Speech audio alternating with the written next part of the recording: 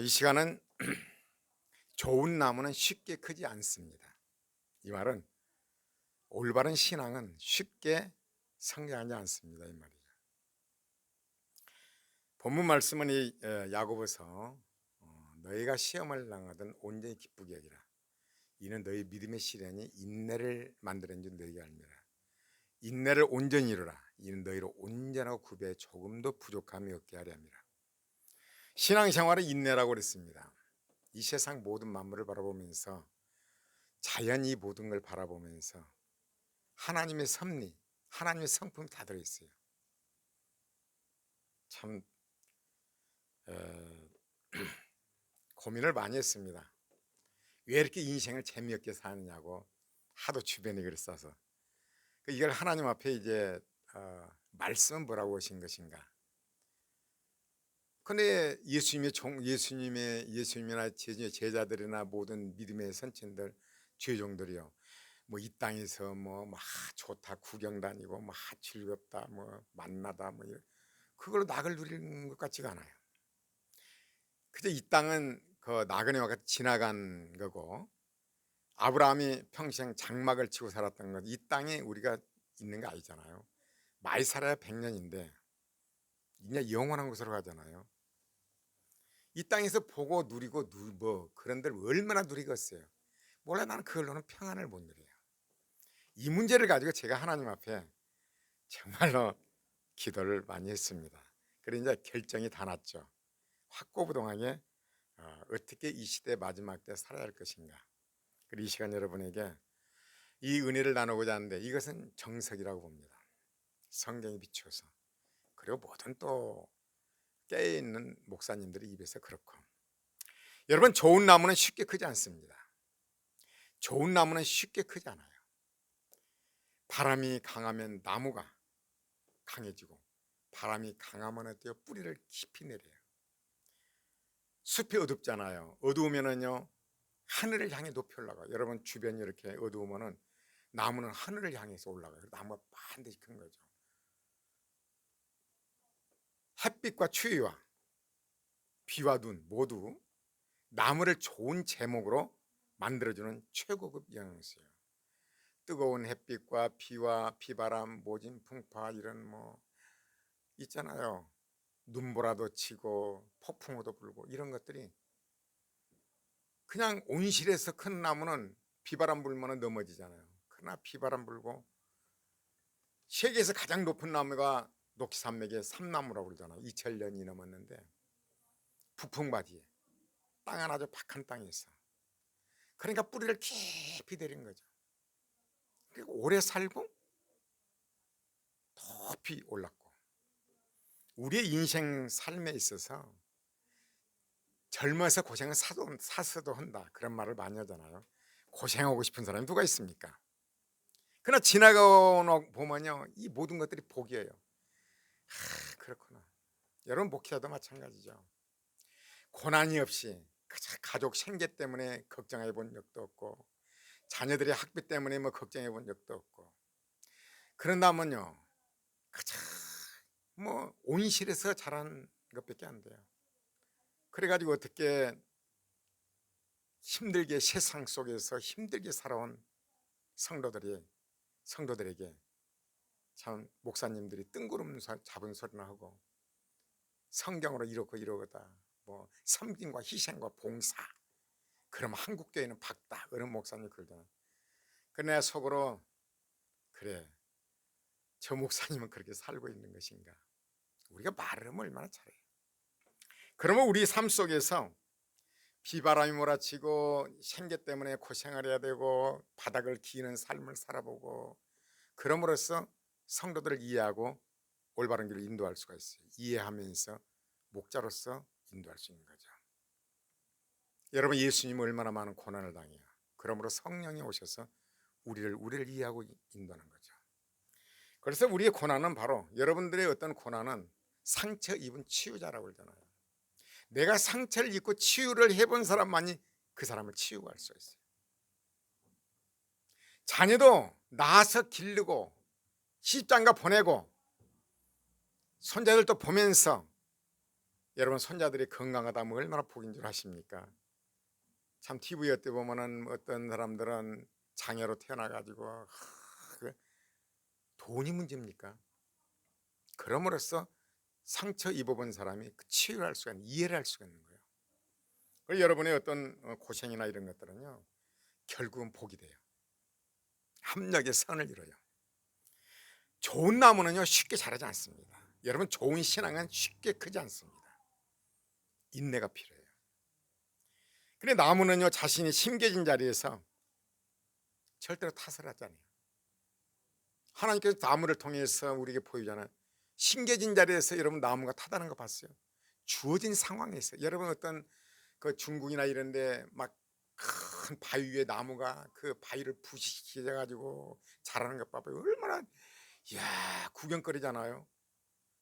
그냥 좋은 기름진 땅에서 멋지게 자란 나무는요 볼 것도 없어요. 그 바위 위에 흙도 없는데 거기서 흙을 씨앗이 떨어져서 바위를 부식해서 그걸 영양분 삼아 가지고 성장한 나무들은요 정말로 값어치가 높아요. 고난이 깊으면 깊을수록 그 인생에 정말로 뭔가 얻을 것이 있고 값진 인생이에요. 여러분 진주는 바로 쉽게 얻어지질 않잖아요.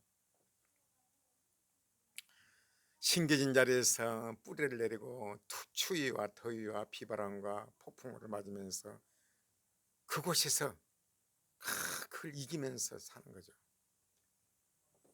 그런 사람들한테 얼마나 우리가 배울 것이 많습니까? 그러니까 우리는 우리에게 자신에게 주어진 심겨진 자리에서 결혼이 됐든 자녀가 되었든 여러분 모든 것이 묵묵히 본분에 최선을 다해야 돼요. 그러다 보면 때가 되면 어때요? 요셉이 총리가 되었고 아브라함 믿음의 조상이 되었고 모세는 200만의 지도자가 되었고 다윗은 왕이 되었고 광야 없이 어떻게 가나안이 옵니까? 어떻게 그런 고난이 없이 하나님 보시기에 기뻐하는 하늘나라에서 별과 같이 빛나는 그러한 영광이 주어지겠어요. 그러나 그 고생을 좋아하는 사람은 없죠. 척박한 이제 산꼭대기에서 자라면서 그래도 매해 꽃을 피우고 열매를 맺는 나무의 한결 같아야 돼요. 그리고 계속 성장을 해야 돼요. 나무의 특징을 보면 성장 안 하면 죽은 거예요. 성장 안 하면 죽습니다. 아무리 박한 땅에 있을 때요 성장이 멈추면 건 죽은 거예요. 아무리 우리의 신앙생활에 문제가 많고 환경이 많다 할지라도 이 신앙이 자라지 않는다면 이건 죽은 신앙이에요. 확실합니다. 하나님께서는 자연을 통해서 우리에게 보여주는 거죠. 우리가 나무의 한결같으면요 감히 힘들다는 투정을 하잖아요. 그곳에서 남들과 비교가 아니라 절대평가로 해서 나에게 주어진 위치에서 환경에서 힘차게 살아가는 거예요. 평생 한 자리에서 살아가는 기막힌 숙명을 의연하게 받아들인 거죠. 우리 모든 삶의 기막힌 환경에서 그걸 숙명처럼 받아들인 거예요. 사울왕은 얼마나 빨리 왕이 되었습니까? 그러나 하나님이 쓰는 종들은 얼마나 많은 고난을 당했습니까?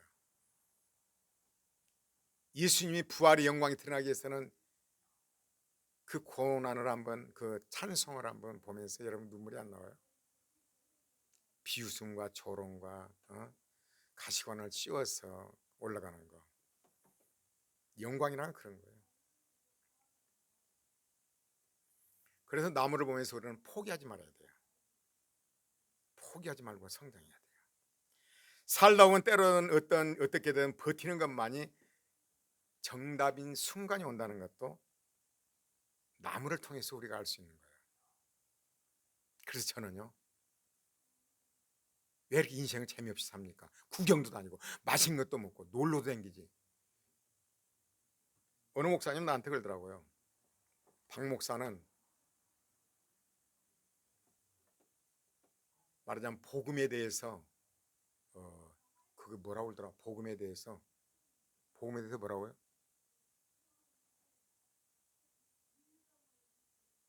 뭐라고 그러더라고요. 까먹었네요.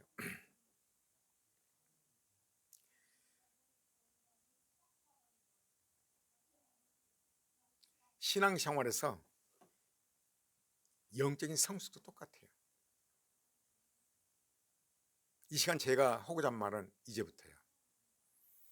한마디로 말해서 나무가 쓸만한 나무, 값어치 있는 나무가 되기 위해서는 어째서 비옥한 땅에 떨어진 것이 아니라 그 바위만 있는데 꼭대기에 거기에 씨앗이 떨어져 가지고 흙을 부식시켜 가지고 영양분을 흡수해야 되고, 가뭄은 어때요? 비바람과 폭풍과 눈보라를 맞으면서, 근데 먼 훗날 보면요, 그게 얼마나 아름다운지 얼마나 값어치가 있는지 사람들이 보고 그걸 보고 생각하는 거예요. 우리 인생을 생각해 보는 거죠. 그래서 좋은 나무는요 쉽게 자라지 않습니다. 신앙생활도 어때요? 신앙생활도 마찬가지로 여러분 그 창세기에서부터 아브라함까지는요 가족이요, 가족. 신앙생활도 어렸을 때는 가족이요, 우리 가족, 우리 가족, 우리 가족. 그러나 모세로부터 이제 예수님까지는요 민족이요, 나라와 민족. 신앙생활도 그렇잖아요. 어떤 분들은 가족, 우리 가족, 우리 가족, 우리 가족. 그 다음에 이제 모세 이후로는 나라요, 민족. 교회, 우리 교회, 우리 교회, 우리나라. 그러나 예수님이 오셔서 완전히 바뀐 거죠. 휴머님이라고 그러죠. 온 인류를 사랑하는 거. 흑인, 백인, 나라와 민족 상관이 없어요. 예수님이 목적이 그거예요. 온 인류. 무슨 얘기냐? 아직도 우리 교회만, 우리 가정만, 우리 나라만 이런다면요 신앙이 더 성숙해야 돼요. 사도 바울은 어때요? 남의 터위에 집을 짓질 않아요. 정말로 신앙이 성숙한 지도자라면요 네 교회 내 교회가 어디가 있습니까? 예수 그리스도가 교회 머리예요. 우리 모두가 지체들이에요. 신앙이 성숙되지 못한 사람들은 남의 교회 허락가지고 내 교회 져야 돼요. 남의 죽든 말든 관계없어요. 그걸 복받았다고 그걸 교회 성장이라고 그러죠. 개척교회는 어떻게 전도했는데 다 그거 성장했대요. 수평이 동안 성장했대요. 그건 신앙이 더 성숙해야 돼요. 그래서 신앙이 성숙하게 되면 어때요? 교회 그런 개념이 없어요. 한 영혼이라도 사도 바울처럼 너희를 정결한 신부로 그리스도께 중매하는 중매장이다. 어떻게 한 영혼이라도 올바로 예수님의 신부가 될 것인가, 이 사역에 중점을 둔 거예요. 사도 바울이 그래요. 그 신앙의 경지까지 가야 돼요. 그리고 세상 사람들은 이제 살면서 뭐 자연을 즐기고 여행을 다니고 세계를 다니고 스위스를 가지고 이러는데 그것도 좋은 일이에요. 그러나 그것을 바라보면서 이 세상 하나님의 영광을 선포하거든요. 이 백성은 나의 영광을 위해 창조했다고 그러잖아요. 하나님이 창조한 모든 건 하나님의 영광이에요. 여러분 꽃 한 송이에 있을 때 얼마나 영광이 드러납니까? 나무 한 그루, 자연을 바라보면서 하나님이 창조한 세계 얼마나 완벽한지, 얼마나 전능한지, 얼마나 불변한지, 얼마나 공의로운지 자연을 바라보며 느끼는 거죠. 하나님을 찬양하는 거죠. 마음속에서 얼마나 기쁘겠어요. 정말 기뻐요. 정말 사는 맛이 나요. 하나님 얼마나 기뻐하겠어요. 부모가 자식을 키웠는데 엄마 아빠가 이렇게 나를 길러주셨고 이렇게 좋은 조건 이런 걸 해줬고 감사해요, 감사해요. 부모가 얼마나 기뻐하겠어요. 짐승 한 마리, 새 한 마리, 비둘기 한 마리 보면서 하나님의 창조한 모든 걸 볼 때 신비롭잖아요. 꽃 한 송이를 바라보면 얼마나 신비로워요. 하나님을 찬양하는 거죠. 하나님 감사합니다. 하나님의 전능하신 그 하나님께서 나를 얼마나 완벽하게 인도하시는 것인가. 하나님 허락하지 않으면 있을 수가 없어요. 모든 것이 우리의 모든 삶에 잠시 한 마리도 떨어질 수가 없는 거예요. 백화파를 보면서 야 심지도 않고 뭐 백화파를 봐봐요. 하루 있다가 불 속에 들어간 백화보다 얼마나 잘 입히냐. 솔로몬의 영광으로도 이건 비교할 수 없다. 새를 봐봐라 얼마나 완벽하냐. 뭐 곡식을 짙으냐 창고에 모아들이지 않는데 얼마나 먹이고 입히느냐. 철새들 봐봐요 기가 막히게 날아가고 모든 짐승들 바라보면 입으로 방한 놈, 어떤 놈 뿔로 방한 놈, 짐승 한 마리 한 마리 얼마나 완벽하게 하나님 창조했는데 감탄사가 나와요. 하나님이 지어놓고 보시기에 좋았더라 하잖아요. 하나님의 전능하심 찬양합니다. 이것이 바로 진정한 진정한 뭐예요? 나가서 여행도 다니고 즐기는 거죠. 나가서 그냥 잘 먹고 야 좋다 뭐 잘 먹고 하고 야 뭐 기분. 대중가요는요 이 혼을 잡은 마음. 그래서 노래를 부르기 전에 그 심정, 미아리 눈물고기라는 다음은 미아리 눈물고기를 울며 불며 남편이 철사슬로 매어서 가는 장면을 연상을 하면서 그걸 마음속으로 깊이 하면서 부를 때 감성으로 나와서 그 노래를 감동을 받는 거죠. 근데 그 가수가 찬송을 부르면 감동이 없습니다. 왜? 하나님 나라는 영이요 영. 얼만큼 은혜를 받았느냐, 하나님의 성품을 얼만큼 아는가, 영이요. 그걸 보면서 그래 하나님 나라는 그만큼 얼만큼 은혜를 받았느냐, 그게 중요해요. 그래서 영으로 또 마음으로 그리면서 예수님이 골고다 언덕에 오르신 거, 그걸 그 붉은 옷을 입고 오르신 거, 그런 걸 보면서 자, 그 성령의 감동이 와요. 육신은 따른 영혼육이 주님을 위해 사는 거죠. 하나님 원하는 거예요. 그리고 성숙한 신앙은 어떻게 될 것인가? 그걸 찬양하고 딱 두 가지요. 내가 너희를 사랑한 같이 너희도 서로 사랑하라. 하나님의 계명이 그거예요. 사랑이에요, 사랑. 모든 것을 사랑으로 보는 거죠. 모든 동식물 사랑으로 해봐요. 변합니다. 아, 저 사람 나한테 피해를 주는데 아닙니다. 예수님 보세요. 유다가 예수님 파는 거 알아요. 그러나 예수님 뭐라 그래요? 네가 태어나지 않았으면 좋을 뻔했다. 발도 씻겨줬어요. 안아줬어요. 미워하지 않습니다. 예수님이 로마를 향해서 정권을 무너뜨리려고 아닙니다. 인정을 합니다. 예수님이 대역단들은 서기관과 바리새 종교 지도자들이었어요. 참 그 은혜가 더라고요. 이 세상은 공산주의와 민주주의가 그렇게 싸웠잖아요. 그리고 현재는 어때요? 여야, 보수주의와 진보주의. 항상 대립을 해요. 여러분 신앙에도 보수와 진보주의가 있습니다. 내가 딱 꼴집을 수는 없지만 우리의 삶 속에서 끊임없이 대적자가 있어요. 그러므로 예수님은 유다를 어때요? 그를 사랑하면서 사랑하는 마음으로 예수님이 십자가에서 뭐라고 그래? 아버지여 저들이 저를 용서하소서 저들이 자기 줄 알지 못하나이다. 그런 상황에서 예수님은 하나님 말씀에 순종을 해요. 빛을 내는 거죠. 유다로 인해서 빛이 나는 거죠. 여야가 있다면 여당이 잘못하면 그걸 대안을 제시고 사랑하는 마음으로 비평을 하면서 대안을 제시하고 사랑하는 마음으로 얼마나 좋겠어요. 나는 항상 그 생각을 합니다. 남편과 아내가 사는 데 있어서 남편이 말도 안 되는 소리야. 그러나 사랑하면서 이런 것은 이렇다고 비판이 아니라 비평을 하고 이런 대안을 제시하는 사랑하는 마음으로. 그럼 얼마나 평화가 임하겠어요. 예수님은 그런 방법이에요. 그래서 항상 추위와 더위가 오고 가는 거죠. 우리가 있는 곳이 항상 반대파가 있는 거죠. 보수와 진보. 예수님 당시에는 서경 바리새인 지도자들과 예수님. 공산주의와 민주주의. 이것은 우리가 피할 수 없는 거죠. 여러분 생활 속에 어때요? 여러분 괴롭힌 사람 많이 있잖아요. 하나님이 맺어놓은 거예요. 여러분 다윗이 어때요? 사울왕을 붙여줬잖아요. 다 믿음의 선진들 봐보세요. 다 붙여진 거예요. 받아들여야 돼요. 그럼 모든 것을 사랑으로 하는 거예요. 사랑으로. 모든 식물을 바라보든 모든 인간관계 모든 사람을 사랑으로 보는 단계, 이 단계까지 가야 된다. 이것이 결론이에요. 기독교 방송에 이제 어제 봤는데 훌륭한 말이더라.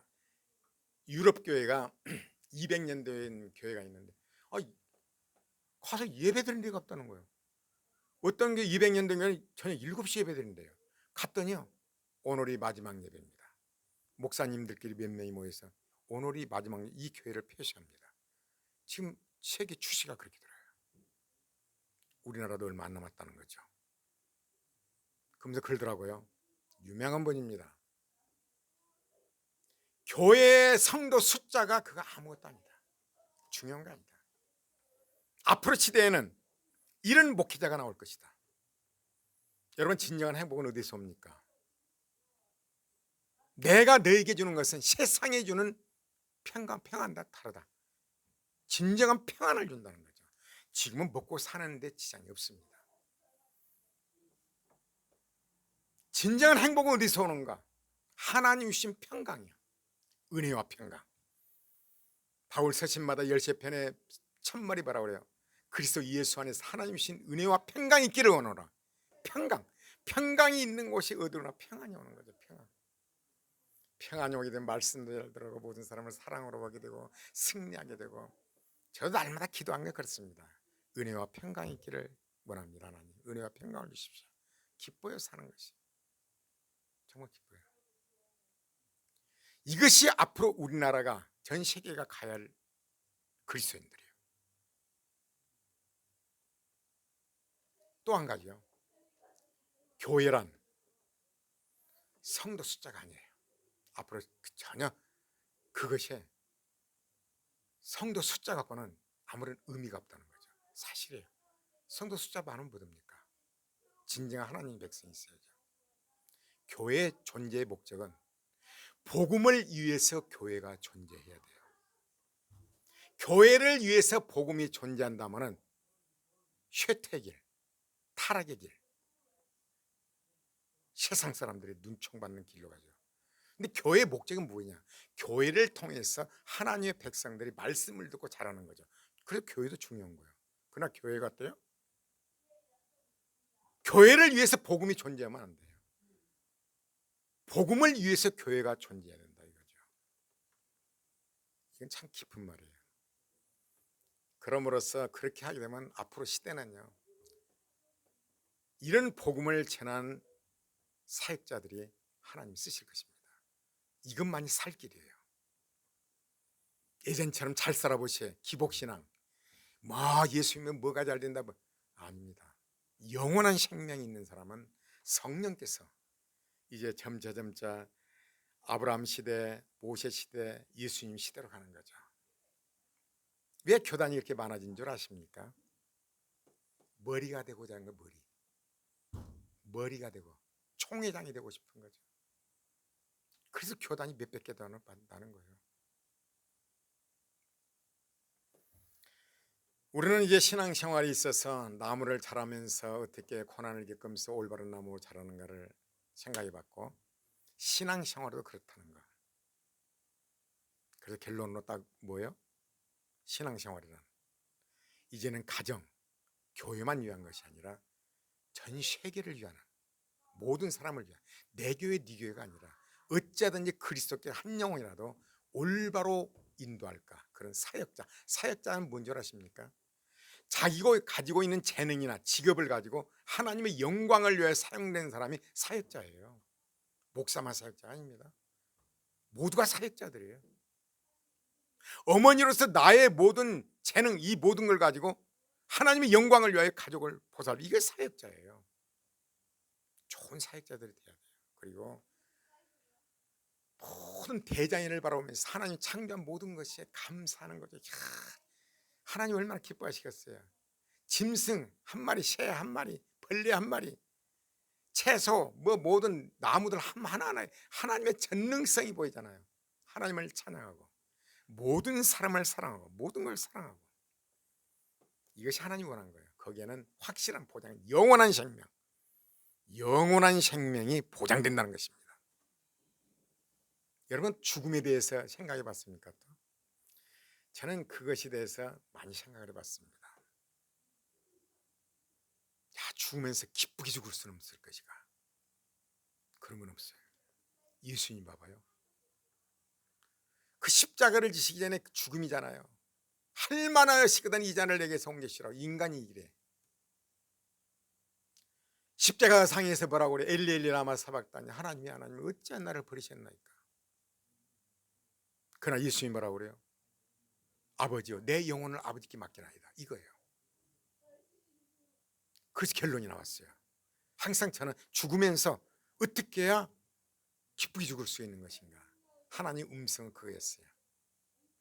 인간의 몸을 입고 있는 상 얼마나 십자가를 지는 게 고통스럽고 그러겠어요. 그러나 그것으로 또 결론을 내렸죠.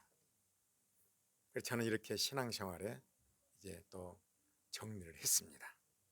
고맙습니다.